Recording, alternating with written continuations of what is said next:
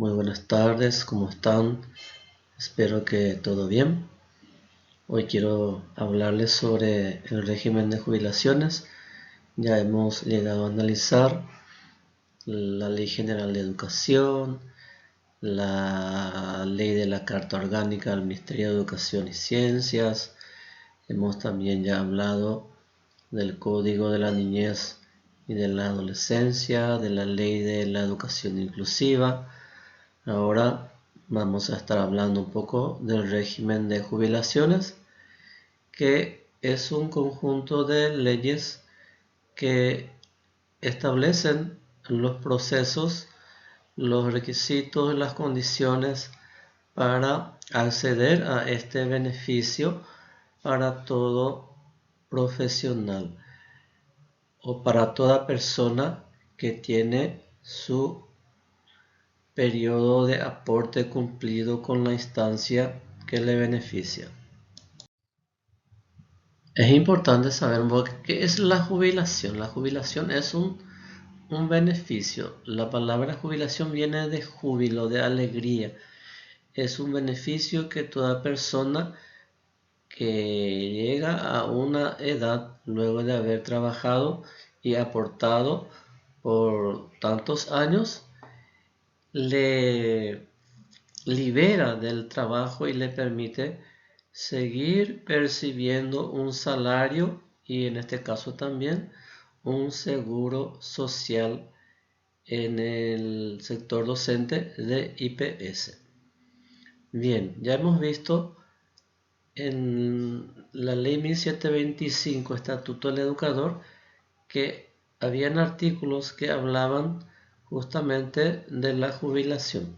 Eran los artículos 30, 31 y 32, y estos artículos fueron ya modificados por estas leyes que vamos a estar viendo hoy. La ley 2345 de reforma y sostenibilidad de la caja fiscal, sistema de jubilaciones y pensiones del sector público. Vale decir que aquí no están considerados solamente los docentes del Magisterio Nacional, sino también otros profesionales, tanto de la educación superior y de las diversas áreas que prestan servicios en el sector público.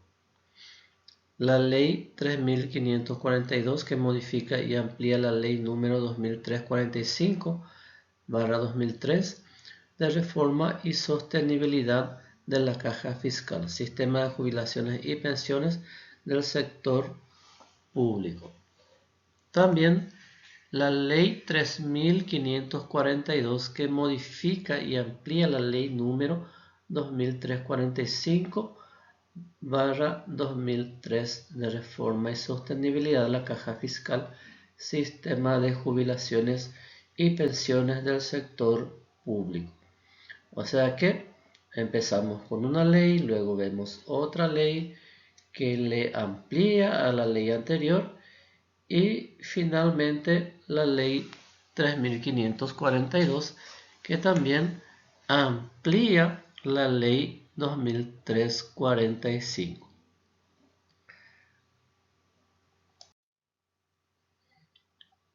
Hablamos de la ley 2345, que es lo que establece en su artículo primero. Dice: la tasa de aporte para todos los programas administrados por la Dirección General de Jubilados y Pensiones del Ministerio de Hacienda será del 16%. Esto significa de que si yo estoy teniendo un salario de 100.000 guaraníes como base, como ejemplo nomás les pongo, quiere decir que 16.000 guaraníes va como aporte jubilatorio. Eso se me descuenta automáticamente por todos los años que presto yo servicios, para que cuando cumplan los años establecidos pueda yo percibir el beneficio de la jubilación. La jubilación, la pensión y los haberes de retiro dan derecho a un flujo de 12 mensualidades anuales. O sea que, pongámosle que yo soy jubilado, eso significa que yo tengo derecho de percibir 12 sueldos en un año.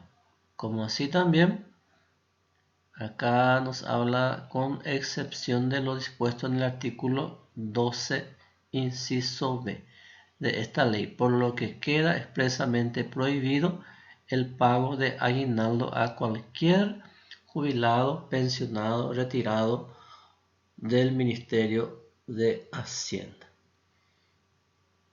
Esto significa que nosotros, cuando ya estamos jubilados, tenemos derecho a cobrar las 12 mensualidades o los 12 sueldos correspondientes al año. Sin embargo, no tenemos derecho al pago de aguinaldo. En la actualidad, el jubilado no cobra el concepto de aguinaldo, pero en vista que ha habido reclamo de este sector ya hace bastante tiempo, se había acordado que el Estado les dé una gratificación, que es otro concepto porque la ley prohíbe el pago de aguinaldo. El artículo 4 dice: los que aportan al sistema jubilatorio del Ministerio de Hacienda lo harán sobre la totalidad de su remuneración imponible. La remuneración imponible es aquella percibida en concepto de remuneración ordinaria, bonificación, gratificación, remuneración por horas extraordinarias y gastos de representación. O sea que el Ministerio de Hacienda va a descontar de la totalidad de la remuneración imponible GNA. Es decir, que si yo tengo un salario base de 5 millones de guaraníes, de esos 5 millones de guaraníes se me va a descontar el 16%. Si encima de esos 5 millones tengo una bonificación, también de esa bonificación se va a descontar 16%. Una gratificación, que son conceptos diferentes a la remuneración ordinaria, se le quita también el 16%. Si yo trabajo horas extras, cobro horas extras y cobro por eso, ¿verdad? Entonces también se me va a sacar 10% o 16% de eso. Gastos de representación que generalmente cobran los que tienen cargos de confianza, que son directores en el nivel central del Estado. Gasto de representación es un pago adicional a todo esto, como para que esa persona le represente a la institución donde ejerce ese cargo.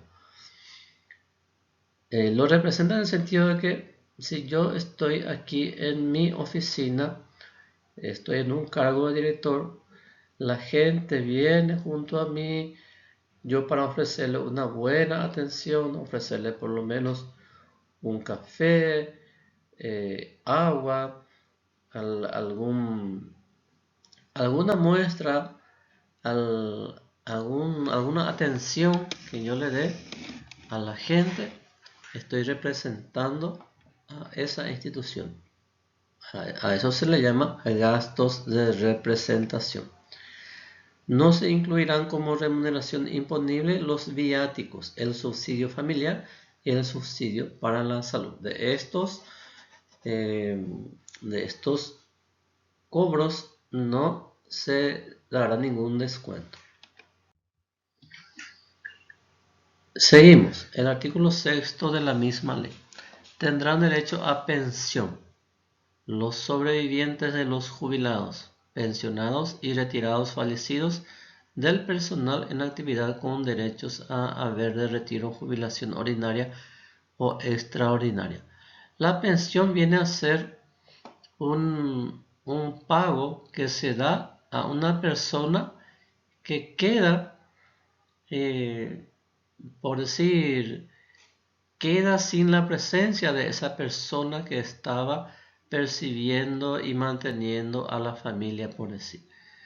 En este caso, por decir, si un papá de una familia jubilada de repente fallece, entonces la viuda tiene que gestionar lo que se llama pensión y va a cobrar un porcentaje de lo que venía cobrando su marido, como también algún hijo menor que haya quedado o algún hijo con características especiales. Los sobrevivientes con derecho a pensión son el cónyuge, o sea, la esposa o el marido en este caso, los hijos y los padres, siempre que vivan a expensas del causante. ¿Quiénes son entonces los que tienen derecho a pensión? Los sobrevivientes, el cónyuge, los hijos y los padres, siempre que vivan a expensas del causante. O sea que no solamente los hijos ni el cónyuge, sino también los padres que hayan dependido de la atención del fallecido. Y que no existan otros beneficiarios. Para tener derecho a pensión, los hijos deberán ser solteros o menores de edad, con excepción de los minusválidos.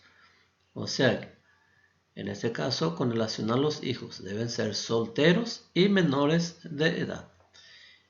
Pero no cuenta eso de que sea soltero o menores de edad si son minusválidos. Los porcentajes son los siguientes: 65% para el cónyuge, siempre que no existan hijos con derecho a pensión. Si solamente está el cónyuge, va a cobrar el 65% del sueldo del fallecido. Si existen hijos con derecho a pensión, corresponderá el 45% para él o la cónyuge, y el 20% se distribuirá entre los hijos con derecho a pensión. Escuchen bien. Si existen hijos con derecho a pensión, corresponderá el 45% para él o la cónyuge. Escuchen, 45% para el marido que quedó o para la esposa que quedó. Y el 20% se distribuirá entre los hijos con derecho a pensión. Si tiene dos hijos menores, entonces estarían percibiendo el 10% cada uno. En caso de orfandad, corresponderá la distribución equitativa del 50% y 25% para cada progenitor con derecho a pensión. Bueno, o sea que es bueno que ustedes sepan de que en caso de que se dé este tipo de situaciones, hay una ley a la cual podemos acudir y gestionar el cobro a instancia de la Dirección General de Jubilaciones del Ministerio de Hacienda. El artículo 13 habla: los docentes del Magisterio Nacional podrán acceder a la jubilación ordinaria a partir de los 28 años de servicio con una tasa de sustitución del 87%. El maestro puede jubilarse una vez cumplido los 28 años de servicios con una tasa de sustitución del 87%. O sea que si yo venía cobrando 5 millones de guaraníes de salario, corresponde yo cobrar el 87% de esos 5 millones que venía percibiendo como activo. O si yo prefiero jubilarme a los 25 años, cosa también que puede darse, la tasa de sustitución será del 83%. Ambas tasas de sustitución incluyen un aporte del 5,5% para la cobertura del seguro médico del IPS. O sea que de todo lo que yo voy a percibir, solamente tendré un descuento del 5,5% a las mujeres. Se les computará a partir de los 25 años de servicio un año más de servicios por cada hijo nacido durante el ejercicio de la docencia, no debiendo exceder a 3 hijos vivos el número de años computados de esta forma. Esto no quiere decir que si una docente mujer haya tenido 5 hijos durante el ejercicio de la docencia, o una vez que haya accedido a prestar servicio como docente, corresponderá reconocerle hasta 3 hijos como años de servicio. O sea que necesita solamente ejercer hasta los 25 años y presentar los documentos de los hijos vivos, de los hijos más bien nacidos durante el ejercicio de la docencia, hasta 3. La remuneración base será el promedio de los últimos 5 años, salvo que en dicho periodo hubiera habido incrementos de turnos y horas cátedras, en cuyo caso dicha base será promedio de los últimos 10 años. La ley actualmente prevé entonces para la jubilación, ¿cuál va a ser el monto que yo voy a percibir? Va a ser un promedio de sueldo de los 5 últimos años. Esos 5 últimos años yo no tengo que ya estar modificando, cambiando de rubro, ni accediendo a más horas cátedras. ¿Por qué? Porque si yo tuviera más horas o más carga de trabajo, la promediación iría a 10 años y eso puede ser que disminuya el monto de lo que yo tenga que percibir como jubilado. Artículo 15 de la Ley 2003-45. Podrán optar por la jubilación extraordinaria. La jubilación se da en 2 formas. Una es la jubilación ordinaria, que significa que yo cumplí con la totalidad de años requeridos para beneficiarme. Y la jubilación extraordinaria viene a ser una salida antes del tiempo estipulado para la jubilación. Pero esto también tiene su requisito. Dices, para acceder a este beneficio, aquellos docentes con una antigüedad de entre 15 a 24 años de servicio. No necesariamente requiere de al menos 15 años a 24 años para poder jubilarse de manera extraordinaria. Se otorgará exclusivamente a maestros y profesores que se encuentran física o intelectualmente incapacitados. Que por algún problema tiene que ser. Y acá nos detalla por cuál es el problema. Tiene que ser por algún problema físico o por algún problema intelectual. Esta condición será acreditada por la Junta Médica del Ministerio de Salud. O sea que yo no es que voy a presentar nomás cualquier documento de que esto me ha pasado, que tengo tal problema físico o que tal problema intelectual estoy padeciendo, sino que una Junta Médica del Ministerio de Salud tiene que certificar tal situación. La tasa de sustitución será del 40% de la remuneración base en el caso de la jubilación extraordinaria. Ahora pasamos a la ley 3542. Esta ley modifica el artículo 8 de la Ley 2345/2003 de reforma y sostenibilidad de la caja fiscal, sistema de jubilaciones y pensiones del sector público de la siguiente manera. El artículo 8 dice: conforme lo dispone el artículo 103 de la Constitución Nacional, todos los beneficios que paga la Dirección General de Jubilaciones y Pensiones del Ministerio de Hacienda se actualizarán anualmente de oficio por dicho ministerio. La tasa de actualización será la variación del índice de precios del consumidor, inflación, calculados por el Banco Central del Paraguay correspondiente al periodo inmediatamente precedente. O sea que uno que ya está jubilado no tiene ya el mismo régimen de aumento de salario, de aumento, ajuste o llámele como quiera, que el docente activo. Por eso que el que se jubila se va quedando un poco desfasado en cuanto a su salario con relación a los activos.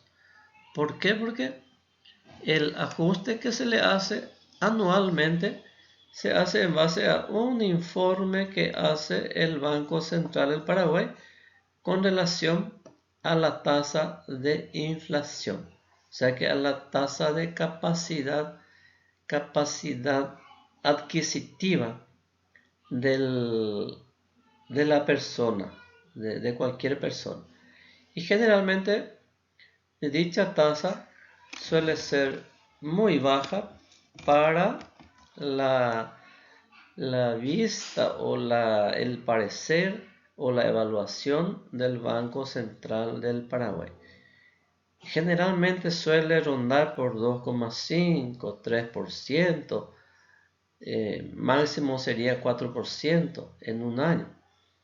Es decir, si yo cobro un salario de 5 millones, ¿cuántos guaraníes yo estaría percibiendo si es solamente un 3%? Imagínense lo poco que es.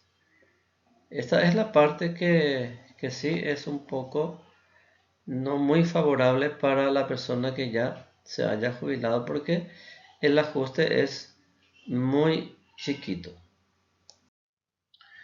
Siguiendo con el desarrollo, acá vemos el artículo segundo que habla de una ampliación. El artículo anterior hablaba de una modificación.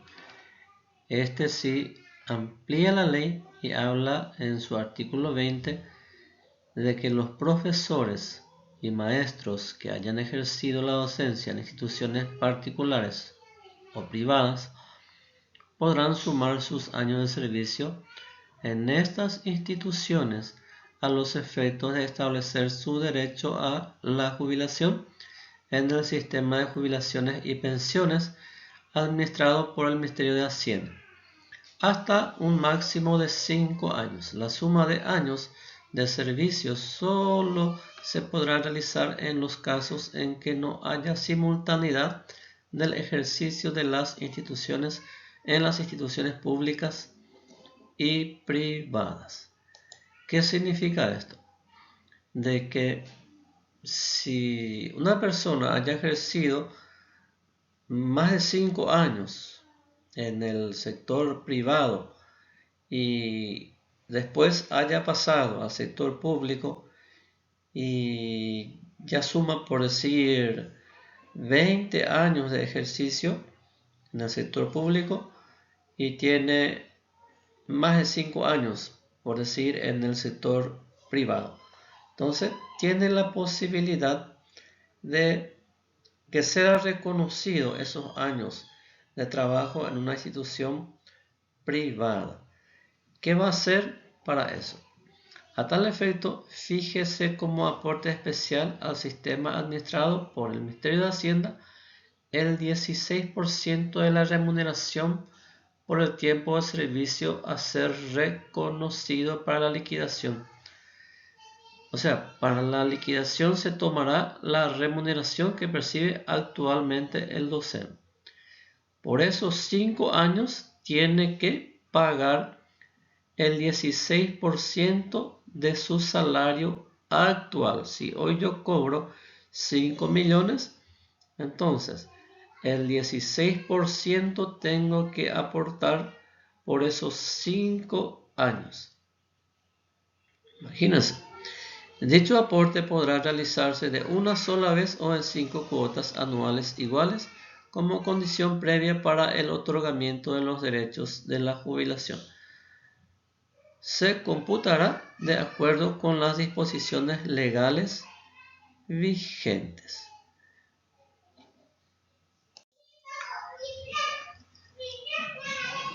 Esto es lo que ya dijimos. No sé por qué acá se repitió. Vamos para adelante. La ley número 4735 es la siguiente ley que también se amplía en el artículo 13, que amplía el artículo 13 de la ley 2003-45. ¿Y qué nos dice ese artículo 13? ¿Cómo queda luego de esta ampliación? Los docentes del Magisterio Nacional podrán acceder a la jubilación ordinaria a partir de los 28 años de servicio con tasa de sustitución del 87% y de 25 años de servicio con una tasa de sustitución del 83%. Ambas tasas de sustitución incluyen un aporte del 5,5% para la cobertura del seguro médico del IPS. A las mujeres se les computará a partir de los 25 años de servicio un año más de servicios por cada hijo nacido durante el ejercicio de la docencia, no debiendo exceder a 3 hijos vivos el número de años computados de esta forma. Esto ya habíamos hablado en la parte anterior, pero como esta es una nueva ley, incluye nuevamente, pero va a haber un momento en que vamos a ver dónde se amplió este artículo. Para el caso de los docentes universitarios, allá viene la ampliación. Estos podrán acceder a la jubilación ordinaria a partir de los 28 años de servicio con una tasa de sustitución del 87% y de 25 años de servicio con una tasa de sustitución del 83%. Es igualito acá lo que aparece también ya para la educación superior, cosa que no, la educación universitaria, cosa que no aparecía en el artículo anterior de la ley 2003-45. Los docentes del Magisterio Nacional con discapacidad y los que durante los últimos 5 años corridos presten sus servicios en instituciones de educación especial con alumnos discapacitados podrán acceder a la jubilación ordinaria a partir de los 20 años de servicios, con una tasa de sustitución del 87%, que incluye un aporte del 5,5% para la cobertura del seguro médico del IPS. La remuneración base será calculado sobre el promedio del salario de los 2 últimos años de servicio. Acá lo nuevo que se incluyó en esta ampliación viene a ser que los docentes que hayan ejercido la docencia durante los últimos 5 años de la carrera, alcanzando los 20 años de ejercicio, ya podrá jubilarse. O sea que, habiendo ejercido en una institución donde se presta atención a niños con discapacidad, entonces podrá jubilarse ya a los 20 años de ejercicio. Muchas gracias. Espero que les haya sido clara esta exposición, la cual es muy importante conocer ya desde el comienzo del ejercicio de la carrera, porque mucha gente llega a tener problemas por no conocer el régimen pero al momento de iniciar los trámites se da cuenta de los errores, de los inconvenientes, de las cosas que no ha tenido en cuenta, y entonces ha tenido que nuevamente regresar o realizar actividades o realizar gestiones que no ha tenido en cuenta por desconocimiento de la ley. Muchas gracias y hasta pronto.